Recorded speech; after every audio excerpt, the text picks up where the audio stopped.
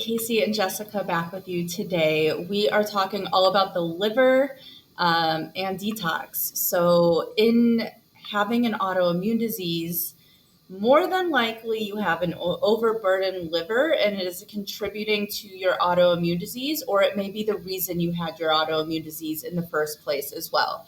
So, focusing on the liver can be so important in your healing journey, and we want to help you achieve that journey and have some more clarity around it. So, if you're new to our community, we're just going to introduce ourselves and then get right back into it.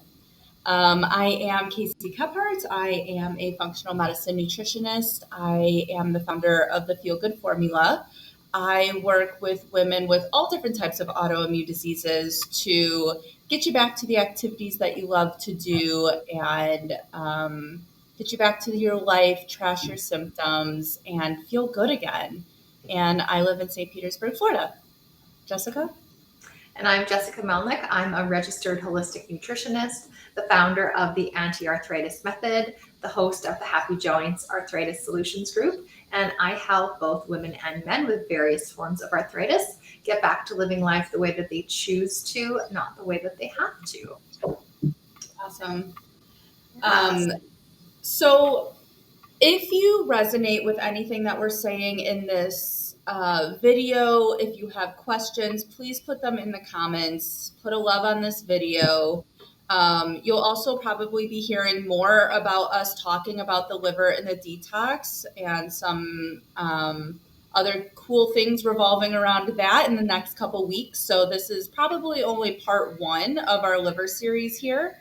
And we hope that you enjoy this topic and gain a lot out of it. So your questions are probably going to help other people as well. So feel free to ask them. The liver is a very complicated thing. Like there's not one thing that you can do that will help it. It's very intricate. It's very multifaceted. So lots to know about it and lots to learn about it. So Jessica, why don't you start us off with this? Yeah, absolutely. So let's talk about why looking after our liver is important when we have arthritis or another autoimmune condition. So in order to get into that, we need to discuss first what is the liver and what does it actually do for us? How does it function in the body? So the liver is actually our body's largest gland. So it's also known as an organ, but it's actually a gland. And its main functions for us are metabolism and regulation, blood purification, and bile production. So I know the liver is most commonly known for being our body's detox organ. And yes, that is a huge part of what it does. In terms of digestion, though, it produces bile, and bile is also stored in our gallbladder, which is attached to our liver. And we need bile for the digestion of fats. So if we don't have enough bile, it puts a strain on our pancreas to produce more digestive enzymes. So if we are not producing enough bile, we are not digesting our food properly. And as it kind of goes through the digestive process, our pancreas has to work really hard to create more digestive enzymes to further digest our food. So we can kind of run into things like malabsorption, malnutrition. Like I said before, liver is our largest filtering organ. So overconsumption or ingestion of fats and toxins actually will impair its metabolic functions. And so, it's really commonly known if you're drinking too much alcohol, that really affects the liver. But if you're also consuming a lot of fattening food, and again, fat is not bad. If we are consuming too much, though, it can be hard on our liver in order for it to continue to help us with our digestion and also for our metabolic functions and for our detoxification functions. So I'm going to tell you a little bit more about why we may have an overburdened liver and get into that a little bit more. So like I was saying, overindulgence in fatty foods, starches, super important. So refined carbohydrates and junk foods. And of course, overconsumption of alcohol. And it's also possible to have viral forms of hepatitis, which of course are going to impair the functioning of the liver. Mhm. Growing up in a toxic household, having mold in your home, being exposed to heavy metals like lead paint also can accumulate in the body and make it really hard on the liver to do its job. And also having gene snips for liver function. I'm going to let you talk a little bit more about gene snips quickly, Casey, if you want to get into that for Yeah. a little bit more about that than myself. Yeah. So a SNP and how it's spelled, it's an acronym, is SNP, and it's a singular nucleotide polymorphism. And you're like, what the heck is that, right? I totally understand. So it's when we have this is not the correct word, but a dysfunction in our genes. So we have multiple strands in our genes, and a SNP is when a molecule or a strand, I forgot the scientific word for it, is missing or not working correctly. So it's like a defected gene that we have. And everybody has SNPs in their genes. So my DNA says I have SNPs in insulin regulation, liver detoxification, SNPs for addiction, SNPs for depression and brain chemistry in general. And so these are all things that make up me, right? I have tendencies to get depressed. I could have an addiction later on in life. I know my liver isn't functioning properly, and that's because of a gene SNP. So other examples would be autism. Kids, adults with these have gene SNPs for autism. You have a gene SNP for empathy. You have a gene SNP for anxiety or overeating or obesity or heart disease. So these are all just genetic factors in you that you're more susceptible to. And it's because you have a SNP in that gene, which makes it not work as properly as it should. I hope that makes sense. Yes, that makes absolute sense. So basically, having kind of like a fault in our gene Yeah, that is making us more susceptible for having a lower functioning liver, essentially. perfect. Yeah. Yes. And then again, having an overburdened liver can also be a function of, not eating properly, not having enough healthy foods, eating too many things, like we said, junk food, fatty foods, refined carbohydrates.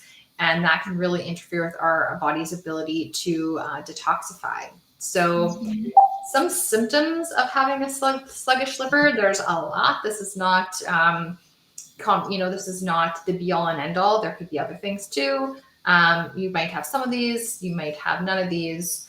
But some of the symptoms can be feeling sluggish, tired, and fatigued often or constantly, having a white or yellow coated tongue and or bad breath, having weight gain, especially around the abdomen, having cravings and or blood sugar issues, having headaches, poor digestion, feeling nauseous after eating fatty meals, and also having mineral deficiencies, because that means that um, you're not absorbing your nutrition properly. And so that kind of goes back to not digesting properly. So if we don't have enough bile from our liver that's able to emulsify the fat in our food and digest that, we're not able to absorb a lot of those nutrients. So, Mhm. anything you wanted to add to that, Casey? I would say a lot of these symptoms that you just went over are happening in people with autoimmune disease too, right? Um, Fatigue is a big symptom in autoimmune disease, and I can't guarantee anything, but very confident that if you started working on your liver detox pathways and started getting those toxins out of you, you would start to feel more energized and less sluggish in the morning or at night, alongside of working with your diet and lifestyle factors as well. But just working on the liver can also help. Weight gain, it's very common in autoimmune disease world as well. One, because we're sick, but two, our bodies just aren't functioning properly. And when you have a sluggish liver, um, you probably also have hand in hand a sluggish metabolism. Things aren't working properly like they should. Your mitochondria and your cells aren't burning energy like they should, like that. Headaches, also a big symptom in autoimmune disease. and liver toxicity. So a lot of these things go hand in hand with probably what you're feeling, and it would not hurt to start working on your liver. Absolutely. So I know, Casey, you've been working on improving your liver function this past year. So why don't you tell us a bit more about that? Yeah, definitely. So I started my journey in January. I thought it was a good idea to see a doctor just to start getting some more things under control. My diet was pretty good. It wasn't that I needed help with. It was just everything else that I felt was going on. That diet, I needed more than just diet to help with. So what was going on was I was having really bad like IBS issues. So I was running to the bathroom 8 times a day, and I'm not even exaggerating there. It was like everything I ate was no longer inside of me. Um, I was bloating. I had a lot of bloat. I had a lot of gas. And my food sensitivities were not going away like I would have wanted them to on the AIP diet. They helped with the diet, but I there was just more that I needed to do. And through working with this doctor, I found that I had some liver snips. So, meaning my liver is not functioning properly because my genes are, I had faulty genes for liver function. So, obviously, I needed some help in that department to boost my liver function and get these toxicities out of my liver. So, with this doctor, working with her, she started to find that I was very toxic. And we've talked about toxicity before and where that comes from. So I know growing up for me was a very toxic home. Um, I had toxic brain fog here. I had toxic foods, toxic water, mold, like all of the things. Like it makes total sense why my liver would be like, F you, Casey, I don't want to work for you anymore. Like, get me out of this body. So, what did my doctor and I start doing? So, we started eliminating the foods that no longer served my liver.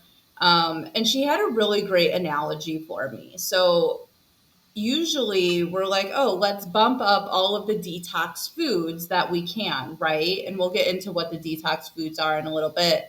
Um, and she started to say, like, your body can only do so much detox at a time. So imagine running a marathon, right? And you are so tired afterwards. You just ran 26.2 miles. And then your friend said, hey, can you help me move in an hour? The moving truck is coming. My other buddy just failed.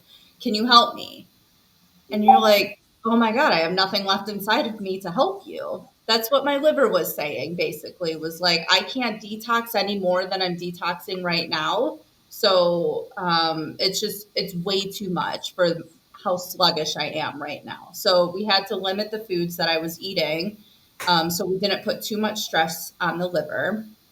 Um, I started doing coffee enemas, and I know TMI, but they're great, people. So I was so nervous to do one. I was like, is it going to hurt? Is it going to feel weird inside of me? What's going to happen? Am I just going to like poop all over the floor? Like, what does this look like for me? And if you don't know what a coffee enema is, let me just explain it real quick. It's a bucket, and then you have a tube, and you put coffee in it. I make coffee the night before and put it in there the day after. And you basically shove the tube up your butt, and the coffee runs through the tube, and you sit there for about 15 minutes on the bathroom floor. And then after that, or however long your body's like, okay, I can't handle this anymore. And then you go to the bathroom and you kind of just expel it out. And that really helps the liver and stimulating it and then pushing those toxins right out of you. So it's like this big spurt of toxins, just you eliminating toxins. And I've really come to enjoy one, that time that I could just sit on the bath or lay on the bathroom floor for 15 minutes. I use that time as like no thinking time or catch up time or meditation time or reading time or podcast time. It's like my time just to do what I feel like I want to do without catering to everybody else. But also, I feel better afterwards. You get a little bit of energy boost, probably from the caffeine, but also because you just expelled so much toxins from your liver. And then doing it daily, I have found so much improvement in just my fatigue, but also it's a feeling you get that you just feel less toxic. And that could be placebo, but it's like you feel healthier. I've never really had problems with my skin, but I would guarantee you that if you started doing coffee enemas, your skin would get a lot clearer as well. My gas and bloating has also gone down immensely since working on my liver, and I contribute that a large amount to the coffee enemas as well. If you are going to do a coffee enema, though, you want to get a pure brand of coffee. Do not get your Dunkin' Donuts, your Starbucks, your God forbid gas station coffee. Do not do it. You want to get a very, very high quality of coffee because you're trying to get the toxins out of you. You don't want to keep putting toxins in you, right? Um, okay, so if you want to know more about that, I'm happy to talk about it. Just put a comment below or DM me. But I will get off this subject because it's probably creeping some of you guys out. But another thing that we've been doing is again, lowering my toxin load. I don't know why I put that on this list. And then supplements for the detox liver pathways. So she's been really good about seeing what my liver can handle and what I can't handle, and then putting me on the supplements that increase phase one and phase two of detox, which we did a live on detox before in the phases. So go back and watch that if you want to learn more. We'll also be talking about it in the future as well. So don't worry about that, but you want to make sure that you grasp both phase one and two of your detox pathways, and you can do that through supplementation and diet, and that's what we've been doing. So it's been 8 months since doing all of this for my liver on a consistent daily basis. And I have about like no gas and bloating now. And if it is, it's because I ate a thing that I am sensitive to. And I already know what that is because I know my body, right? I have probably 90% less food sensitivities than I did just going into this. I've always had a lot of food sensitivities, and AIP has really helped with my food sensitivities and gaining awareness of my food sensitivities and what they are. But I feel like the next level up was working on my liver and being able um, and just getting those food sensitivities away. I can't talk right now, but so with not having so much food sensitivities, I have way less gas and bloating. I'm able to eat more than I was able to before because of the food sensitivities. I have a variety of food I can eat. I'm in a better mood. I have more productivity. um, Before doing even AIP, I had really bad mood irregulations. Like I wasn't bipolar, but I would be happy and great and productive, and then it would be like, oh, I hate you, I'm irritable now, and like it would just go up and down, up and down. And so when I say mood regulations, it's just I'm in a better mood consistently, and that's a hormone thing. So the liver can also really help just put you more in balance. Um, Bowel regulation. So, like I said, when I first started this journey, I was having a lot of issues with IBD and IBS. And I am happy to say I have normal bowels to this day. So, that is something that is really awesome. And that's a good tell sign of your gut function, right?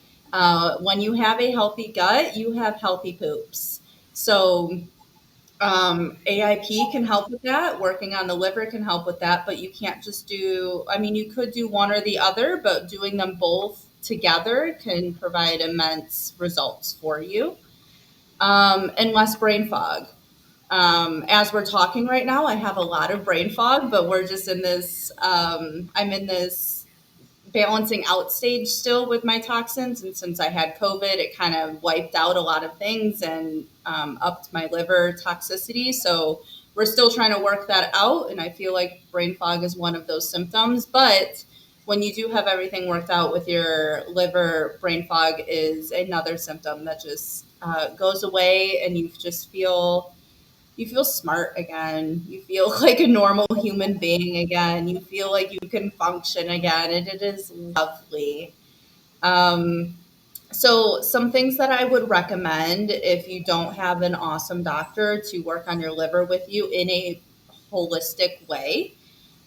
There's definitely options that you can do at home, and we have some fun things coming up to help you with that as well. But just in this live, we there's a couple recommendations. So I would recommend doing like a 7-day detox. And no, we're not talking about detoxes. We're not talking about juice cleanses. We're not talking about just sitting on the toilet and pooping your brains out kind of detoxes. We're talking about a healthcare practitioner, scientific, doctor studied detox where it complements phase one and phase two of your detox pathways. So the toxins just aren't going in your bloodstream and making you feel worse. You can actually excrete them out of you. So that would be one thing, and we can help you with that as well, and providing you with that cleanse if that's something that you wanted to do. Removing your toxic load. I mean, we're talking about the liver and it being toxic, so there's certain things that we can do around us that will help reduce it in a free way, right? So we have things in our household that are toxic, and we've talked about this go in our past lives, but things like air fresheners and cleaning products, we literally just talked about it the last couple weeks.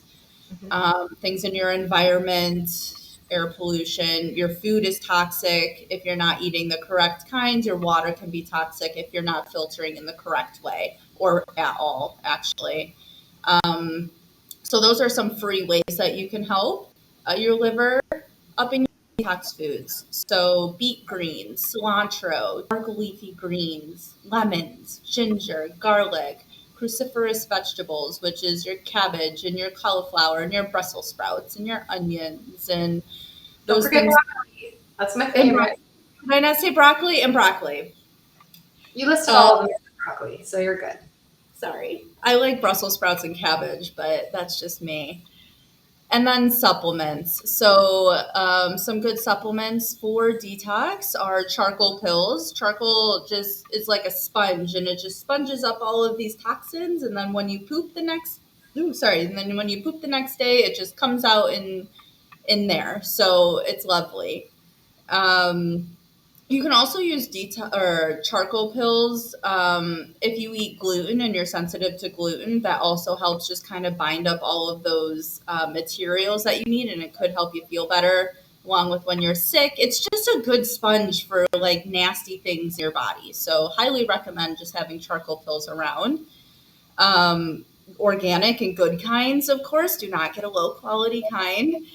Um, and then mix of detox herbs. So things like milk thistle and aloe and marshmallow root and glutamine, burdock root, peppermint leaf. There's a ton of detox herbs and supplements that can help slowly just help those detox pathways and excrete those toxins in a not too overburdened way, because we don't want to do too much too strong on the liver.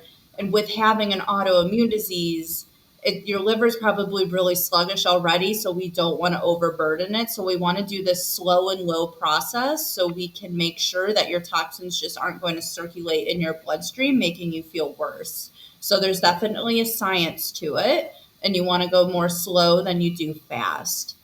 Um, and two more things would be probiotics. Of course, gut lining, bacteria is super important. If we have more bad bacteria than good bacteria, that is toxic for our body. And they actually, I forgot what they excrete, the bad bacteria, but it's like uric acid or something like that. It's not good for our bodies.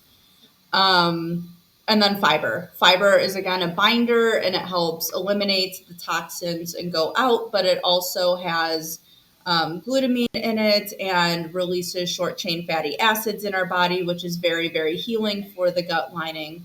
So there's a lot of things that you can do to just start telling your liver, like, hey, let's push some detox here. Let's push some toxins out of us, and it will stimulate it. And this is really just the beginning of what you can do. There's so much more stuff. All right, Jessica, Yeah. I'm done talking. No, lots of information, a lot of good information. And like we said, if you've missed our previous lives on reducing your toxic load, so things to look out for, things to replace gradually within your home and with your diet, go back and watch those too for more information. And like Casey said, we're going to be talking more about this stuff in the coming weeks. So stay tuned. Watch for the posts in the group about the next topics. And we're going to be back next week, I believe, at our usual times, Tuesday and Thursday. So we will chat more then. And if you have questions about this, please comment below, let us know, and we'll be happy to respond. Bye, everybody. Have a good week.